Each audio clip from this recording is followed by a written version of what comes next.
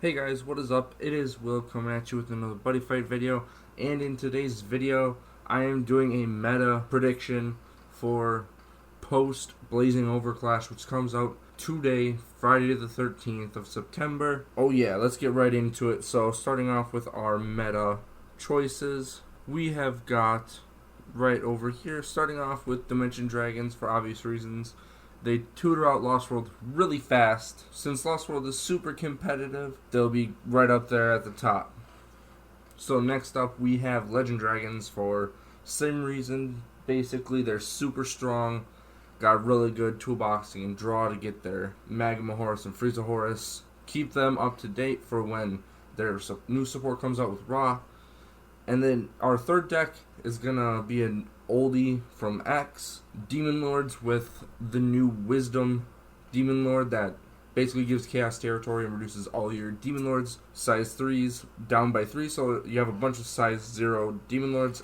Combo that with bots being able to counter call from deck really keeps the deck going strong and aggressive and will fit right in place with this current format. Next one is kind of a hit or miss. I think people are really undermining the deck. It is going to be Zodiac, either Legend or Star Dragon World, with the new Dragon Force style of binds, which basically when you play it, any cards that are rested on your opponent's field cannot be stood, or cards cannot use move during their turn.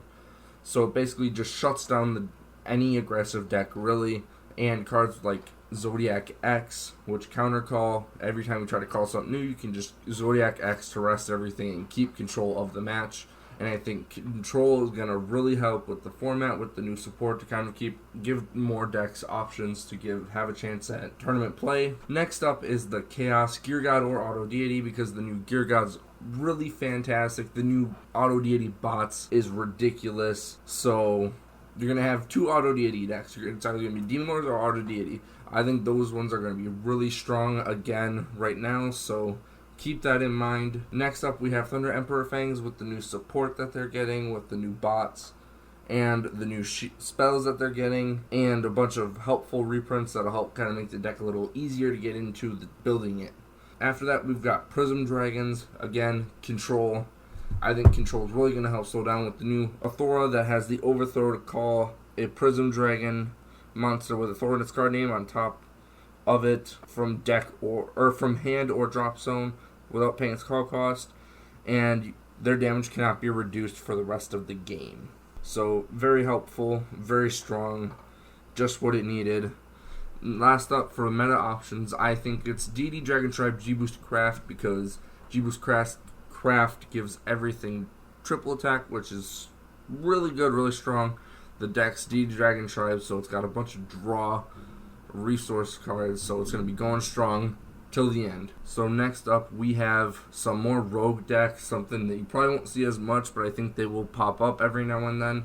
We've got Oni Assassins with the new Ibuki, that on attack you can grab an Oni Assassin from drop, and it has Soul Guard, and it reduces all your size 2 or less Oni Assassins their size by 2, so all your size 2 or less Onis become size 0s. Very strong with the new item and spell. They're going to come right back in as rogue contenders.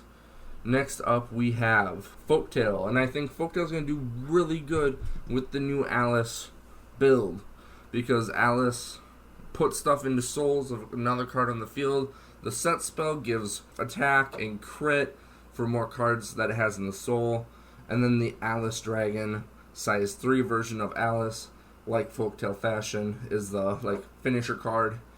It gets crit based on how many of the Team Klein monsters are in the soul of the set spell, and you can play as many of those in the deck, so you can just put like 20 in the deck.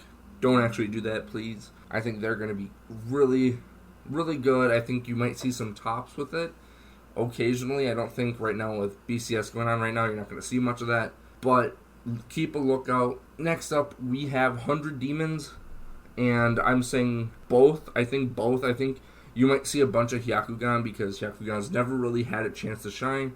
But with the new spell, the Convulsion, it's basically overturn Miseria, but it bounces the life back to 10. You can only use it once per fight, and you have to have 20 cards in drop with the Yamageto size 3 on the field. So it's got restrictions, but it's going to be super easy with the deck, just because of how 100 Demons plays. Next, I think we're going to see some Leviathan / Legend World Heroes, like with monsters, because the new Leviathan, it's got 4 crit, 20,000 power, crit can't be reduced, it can't be rested, it's got double attack and penetrate, and its 5 gauge cost is reduced for each card you have in the field.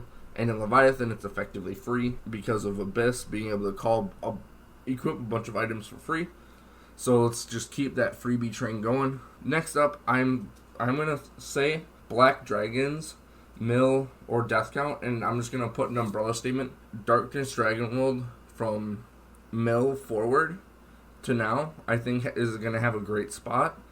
Just because since the game's gonna hopefully slow down enough with the control decks that are coming in, that I think they'll have a chance to be good instead of just being a alternate win con deck that you'll never see played at a tournament. I hope those come back or come into the meta, at least as a rogue strategy. Next up, we have Plague, because the new Yersinia becomes a size 0 and basically outright replaces the original Yersinia because it grabs spells into its soul to cast. You just probably would want to run the original for its overkill to gain gauge so you can cast World Pandemic. After that, I'm going to say Dual Golems, because the new Dragolem, each time a Dual Golem is destroyed on your turn, you gain 2 life, draw a card, and stand it, and all Dual Golems on your field get +1 crit. It's got 10,000 power, 3 crit, and 2,000 defense, 4 crit if it's on the field. After that, I'm going to have to say Dual Jaeger, because the new Overturn basically gives it Dual Golem-esque finisher, because it gets +1 crit, and damage cannot be reduced if it's attacking alone, and it can't be nullified. It's got triple attack, Soul Guard, lifelink 2, and it's a counter call. So I think it's going to be a great finisher, dual golem-esque finisher. That is it for this prediction. If you have any suggestions or think I missed anything on it, please leave them down in the comments below. Leave a like if you liked it. Subscribe if you want some more Buddy Fight and Chrono Clash content. And I will see you next time. Peace.